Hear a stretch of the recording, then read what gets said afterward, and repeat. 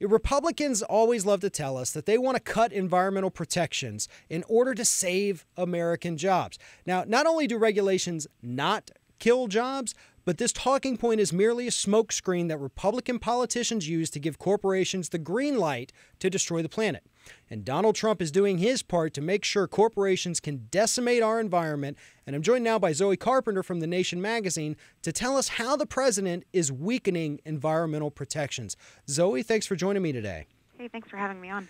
You wrote a phenomenal piece in The Nation recently talking about two orders from President Obama that Donald Trump recently rescinded that basically make it almost impossible for the United States to really properly prepare for climate change, negate any of the negative effects, extreme weather that we're seeing.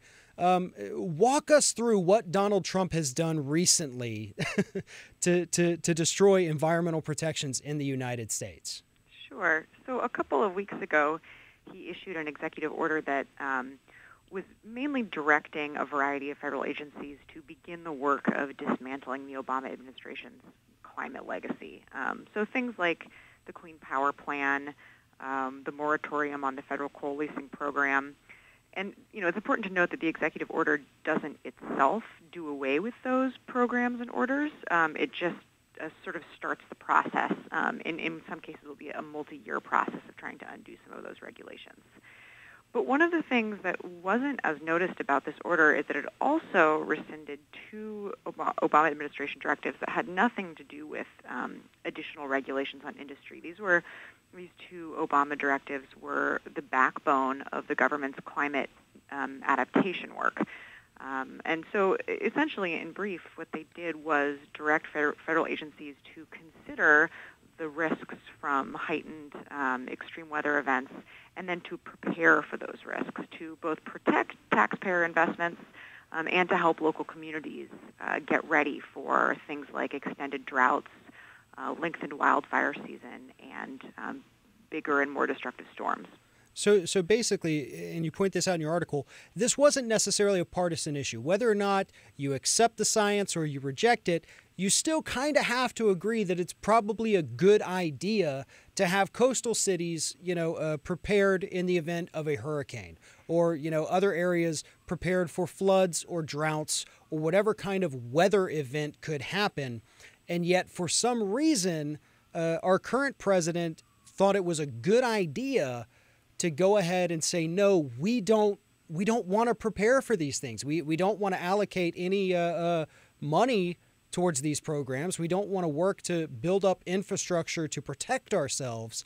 To me, especially given the fact I understand when Republicans cut environmental protections, they're doing it for corporations. Corporations want that. But this specific directive, I'm grasping, trying to find a motive here, because this is actually bad for business, bad for economies, bad for the planet.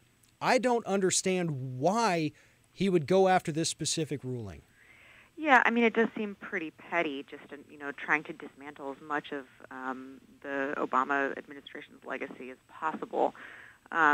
Like you say, it is bad for business in the sense that preparing for storms and other adaptation work is really, that's infrastructure spending. That creates jobs. That you have to build seawalls. You have to, in some cases, move buildings. You're weatherizing buildings. There are a whole suite of projects that fall under this kind of adaptation and risk management work. And it actually, according to a recent article in Wired, the quote-unquote adaptation economy worldwide amounts to about $280 billion every single year. So that's a missed opportunity to invest in American business and American infrastructure. What's really interesting, as far as the entire climate discussion goes here in the United States, I think the economic part has been missing from most of the conversations, because we do understand, we have plenty of studies out there that have shown that whenever we enact new regulations, new safety standards, if it does get rid of jobs in the energy industry, the dirty energy industry, it actually creates more jobs on the regulatory side. So there is still a net job gain, a net benefit to local economies, because of these for compliance issues. People have to spend more money. There's more, people out there making sure corporations are playing by the rules. Those are jobs.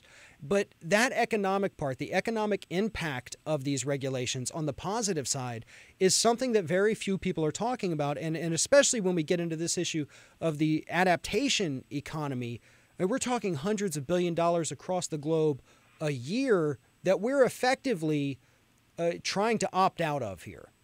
And not only that, it's not only opting out, but we're setting ourselves up for massive costs if we don't prepare for the extreme weather events that scientists predict are coming. So take, for example, the Louisiana floods that happened last year. That cost $9 billion in the state, and 13 people died. And it was just one of 15 natural disasters last year that cost more than $1 billion. So if we don't start preparing for torrential downpours, for flooding, for extended drought, for rising sea levels, not only are we missing the opportunity to invest in that, the adaptation work, but you're also setting yourself up to incur huge costs from natural disasters that, if we can't prevent them, at least we could prepare for them. Absolutely. Zoe Carpenter, Associate Washington Editor for The Nation magazine. Thank you very much for speaking with us today. Great job, great work over there at The Nation. Keep it up. We will check back in with you very soon. Thank you very much. Thanks for having me. If you like this video, make sure you like, comment, share, and most importantly, subscribe to our YouTube channel if you haven't already. If you've done all those things, please check out all the videos below. Stay up to date with everything we do here at Ring of Fire.